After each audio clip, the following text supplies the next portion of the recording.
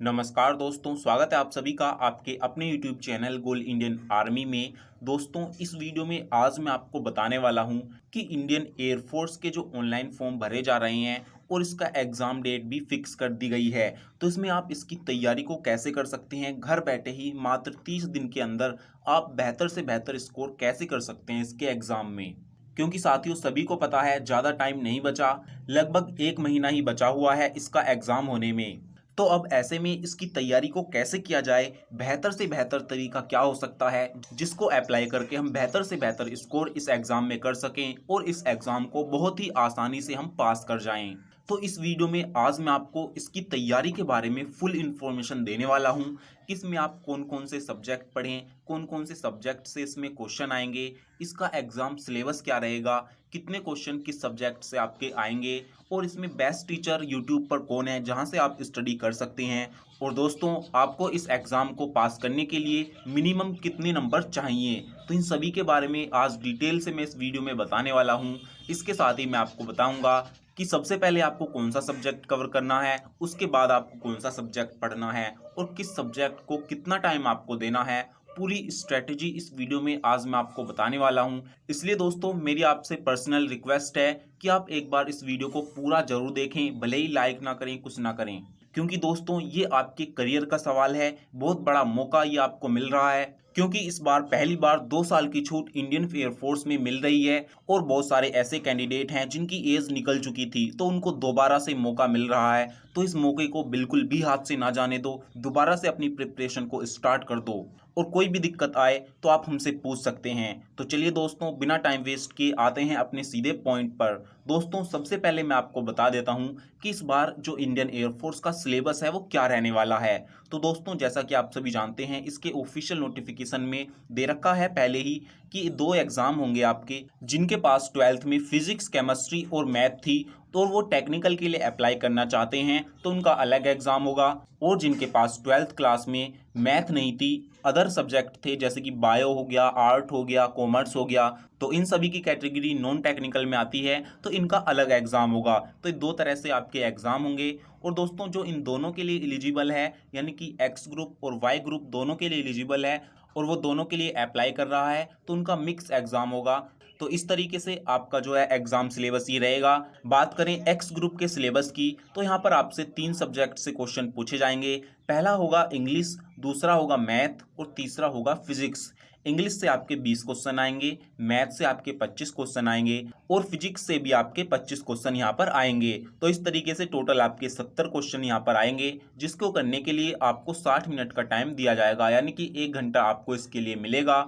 और दोस्तों, बात करें नेगेटिव मार्किंग की, तो यहाँ पर 0.5 मार्क्स आपके काट लिए जाएंगे अगर आप एक क्वेश्चन गलत लगाते हैं तो इस तरीके से एक्स ग्रुप का ये टेक्निकल वालों का ये सिलेबस रहने वाला है। बात करें नॉन टेक्निकल वालों की, यानी कि वाई ग्रुप के लिए अगर आप अप्लाई करना चाहते हैं, तो यहाँ पर आपके 3 सब्जेक्ट से क्वेश्चन पूछे जाएंगे। पहला होगा इंग्लिश, दूसरा होगा रीजनिंग और तीसरा होगा जनरल अवेयरनेस। तो इंग्लिश में आपके 20 क्वेश्चन आएंगे, रीजनिंग से आपके 15 क्वेश्चन आएंगे और जनरल अवेयरनेस से भी आपके 15 क्वेश्चन यहाँ पर आएंगे। तो इस तरीके से टोटल 50 क्वेश्चन यहाँ पर आने वाले हैं और टाइमिंग आपका जो रहेगा वो 45 मिनट आपको दिए जाएंगे। तो इस तरीके से वाई ग्रुप यानी कि नॉन टेक्निकल कैंडिडेट के लिए सिलेबस ये रहने वाला है। तो इस तरीके से आपका सिलेबस रहेगा। आप देख सकते हैं आपको कौन कौन से सब्जेक्ट पढ़ने हैं, ये चीज़ आपको क्लियर हो गई होगी। तो दोस्तों, मैं आपको बता दूं आपके कौन कौन से सब्जेक्ट पढ़ने हैं। इंग्लिश आपको पढ़नी है, रीजनिंग आपको पढ़नी है, जीके आपको पढ़नी है, मैथ और फिजिक्स ये सब आपको पढ़ना है।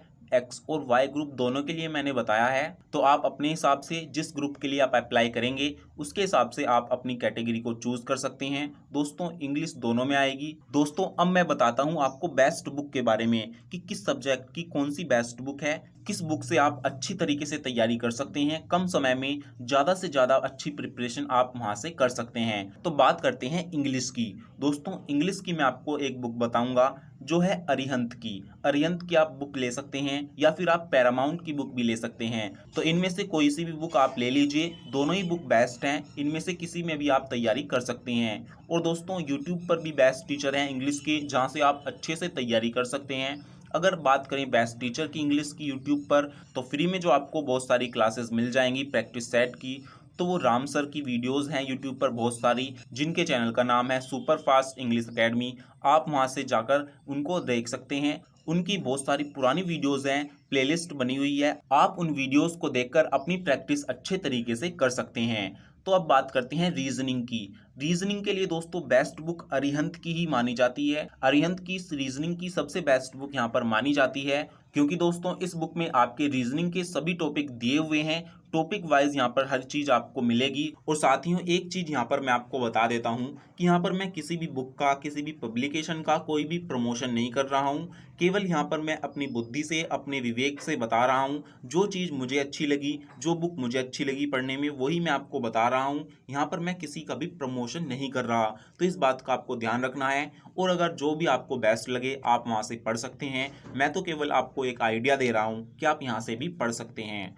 और दोस्तों अब बात करते हैं जीके की। तो जीके की काफ़ी बुक हैं जिनको आप पढ़ सकते हैं। सबसे अच्छी जीके की बुक ल्यूसेंट की मानी जाती है, आप सभी को पता है। इसके साथ ही किरण पब्लिकेशन की आप बुक ले सकते हैं। किरण पब्लिकेशन की भी बहुत अच्छी बुक यहाँ पर आती है, जनरल अवेयरनेस की। इसके साथ ही अगर आप प्रैक्टिस करना चाहें तो रेलवे की स्पीडी बुक आती है, आप वहाँ से प्रैक्टिस कर सकते हैं। रेलवे की स्पीडी में आपको केवल क्वेश्चन मिलेंगे और उनके आंसर मिलेंगे, तो उनको आप प्रैक्टिस कर सकते हैं। दोस्तों अब बात करते हैं मैथ की। मैथ की सबसे बेस्ट बुक RS अग्रवाल की मानी जाती है, तो मैथ की आप RS अग्रवाल से प्रैक्टिस कर सकते हैं। बहुत अच्छी बुक ये मानी जाती है। और अगर बात करें फिजिक्स की, तो दोस्तों फिजिक्स की आप कोई भी बुक ले लीजिए जो आपको बेस्ट लगती है। आपने 11th 12th में फिजिक्स पढ़ी होगी, आपकी जो बुक वहाँ पर लगी थी आप उससे भी प्रैक्टिस कर सकते हैं, क्योंकि दोस्तों 12th लेवल का ही सब कुछ आता है, इससे बाहर आपका कुछ भी नहीं आता। तो 11th 12th में से ही ज़्यादातर चीज़ें आती हैं, तो आप उसकी बुक भी ले सकते हैं। तो दोस्तों यहाँ पर मैंने बेस्ट बुक आपको बता दी, कौन कौन से सब्जेक्ट आपको पढ़ने हैं ये भी आपको बता दिया, इसका सिलेबस बता दिया।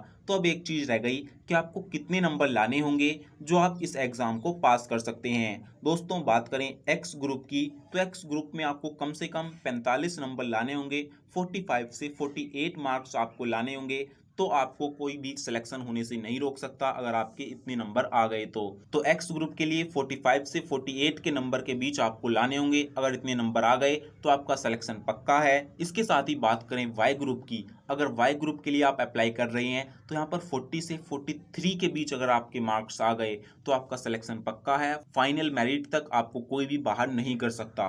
तो इतने नंबर आपको मिनिमम लाने होंगे फाइनल मेरिट में अपना नाम लाने के लिए। तो साथियों इतने नंबर का आपको टारगेट लेकर चलना है कि कम से कम इतने मार्क्स तो मुझे लाने ही हैं। और दोस्तों आपको डेली एक प्रैक्टिस सेट आज से ही लगाना स्टार्ट कर देना है। आप प्रैक्टिस सेट ले आइए, या तो दिशा पब्लिकेशन का ले आइए या अरिहंत का, या जो आपको अच्छा लगे वो आप ला सकते हैं। इसके साथ ही आप ऑनलाइन प्लेटफॉर्म का भी यूज़ कर सकते हैं, वहाँ पर प्रैक्टिस सेट लगाए जाते हैं, ऑनलाइन टेस्ट सीरीज चलती हैं। एक टेस्ट सीरीज आप डेली लगा सकते हैं, इससे आपको पता चल जाएगा कि आपका कौन सा सब्जेक्ट वीक है, किस सब्जेक्ट में कौन सा टॉपिक आपको नहीं आता है, फिर आप उस टॉपिक को अच्छे से पढ़ सकते हैं। तो ये फ़ायदा आपका प्रैक्टिस सेट का मिलता है, तो इसको आप डेली आज से ही लगाना स्टार्ट कर दीजिए और अपनी तैयारी को बहुत अच्छे से शुरू कर दीजिए। साथियों यहाँ पर मैं आपको बता दूं कि आपको हर सब्जेक्ट के लिए कम से कम 1.5 घंटा जरूर निकालना है, और अगर जो सब्जेक्ट आपका वीक है तो आपको उसको 2 से ढाई घंटे कम से कम देने हैं जिस सब्जेक्ट में आप वीक हैं। तो इस तरीके से आपको अपना टाइम टेबल बनाकर चलना है अगर आप इसमें अपना सिलेक्शन लेना चाहते हैं। तो दोस्तों सभी को पता है जुलाई के लास्ट में आपका एग्ज़ाम है, तो इसलिए आप अभी से ही अपनी तैयारी को बहुत अच्छे से कर दीजिए, दिन रात एक कर दीजिए पढ़ने में। कोई भी दिक्कत आती है तो आप हमसे कमेंट में पूछ सकते हैं, हम पूरी कोशिश करेंगे आपका सॉल्यूशन देने की। दोस्तों ये वीडियो, ये जानकारी आपको पसंद आई हो तो वीडियो को एक लाइक ज़रूर करें, और इस वीडियो को हो सके तो अपने सभी दोस्तों में ज़रूर शेयर करें। और साथियों अगर चैनल पर नए हैं तो चैनल को सब्सक्राइब करके ही जाएं। तो दोस्तों फिर मिलते हैं एक नई वीडियो के साथ, तब तक के लिए नमस्कार, वंदे मातरम।